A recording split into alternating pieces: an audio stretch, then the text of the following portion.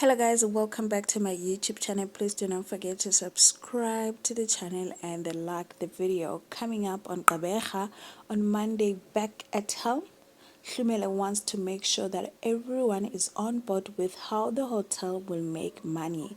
Nontle tries to do something about her love life and it backfires. On Tuesday, Hlumela sets out to rectify Xolani'S mess. He asks Stokkie to organize the girls for his client. Vuyokazi is running out of time to convince Xolani to turn state witness. On Wednesday, a wind blows into Nontle's life and begins to sweep off her feet. Stokkie puts Xolani'S life at risk. Nozuko aims to make it up to Hlumela. On Tuesday, Hlumela's illegal dealings get even better when he gets more illegal requests. Nontle gets caught up in a cocktail of emotions when a guy shows interest in her. On Friday, Vuyokazi receives unexpected news. Hlumela's long-awaited guest arrives.